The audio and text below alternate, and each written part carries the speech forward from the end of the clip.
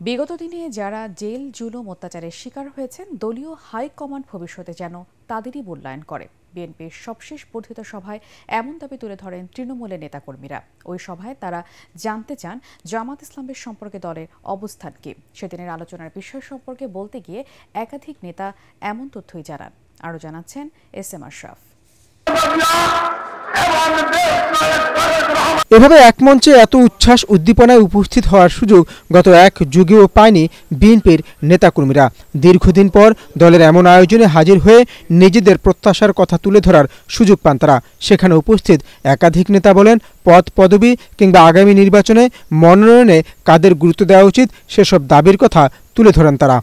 অনেক চড়াই উতরাই পেরিয়ে গত 14-15 বছর আন্দোলন সংগ্রামের মধ্য দিয়ে গত 5ই আগস্ট ছাত্র জনতার গণ অভ্যুত্থানের মাধ্যমে ফ্যাসিস্টের যে পতন হয়েছে, পতনের পর এখনকার বর্তমান যে সিচুয়েশন, এই সিচুয়েশনে কেউ যেন দূষরদেরকে আশ্রয় না দেয়, কেউ যেন আওয়ামী ফ্যাসিস্টদেরকে সহযোগিতা না করে এবং আগামী নির্বাচনে আন্দোলন সংগ্রামের পরীক্ষিত নেতৃবৃন্দদেরকে যেন মূল্যায়ন করা হয়। এটা ছিল আমাদের তৃণমূলের দাবি। এক বা একাধিক প্রার্থী সবাই জনপ্রিয় থাকে, তখন দেখা যায় মনোনয়ন বিষয়টা অনেকে নির্যাতিত থাকে, নিপীড়িত নিষ্পীড়িত থাকে। আবার দীর্ঘদিন পরে যদি গণতান্ত্রিক প্রক্রিয়ায় নির্দলীয় নিরপেক্ষ অন্তর্বর্তীকালীন সরকার, যেটা আমরা বর্তমান সরকার জুলাই আগস্টের যে আন্দোলনের অভ্যুত্থানের যে সরকার, এই সরকার যদি নির্বাচন করে, নিরপেক্ষ নির্বাচন দেয়, সেক্ষেত্রে আমাদের যারা জনপ্রিয় এবং যারা নির্যাতিত, দলের নেতাকর্মী যারা নির্যাতিত আছে, তাদেরকেই দল মনোনয়ন দিবে বলে আমরা আশাবাদী।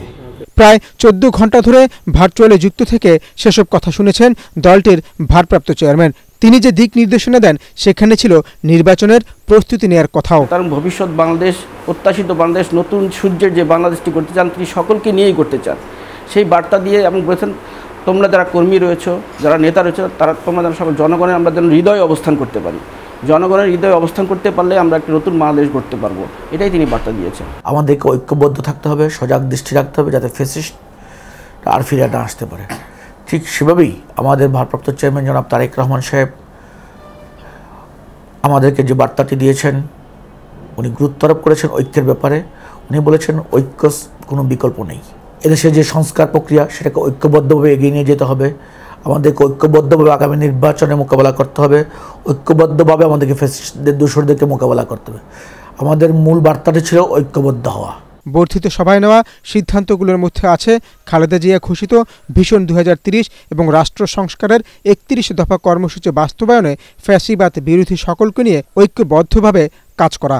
একটি মানবিক বাংলাদেশ তিনি করতে চান, সেজন্য তিনি একটি 31 দফা দিয়েছেন। সেই 31 দফার মাধ্যমেই বাংলাদেশের জনগণকে নিয়ে তিনি সেই প্রত্যাশিত বাংলাদেশটি করতে চান।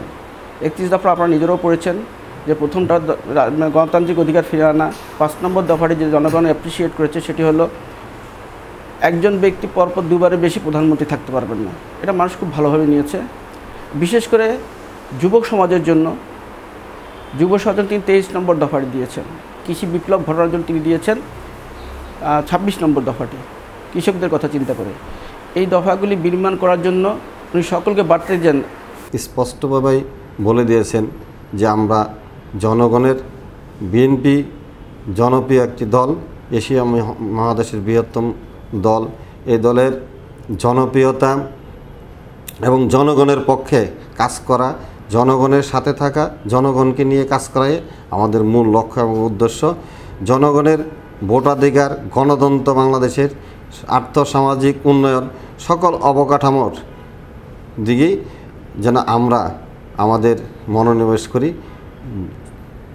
আমাদের নেতাকর্মীদের জন্য এই বার্তাগুলোই দিয়ে গেছে। এস.এম. আশরাফ, এটিএন বাংলা, ঢাকা। প্রেক্ষাপটে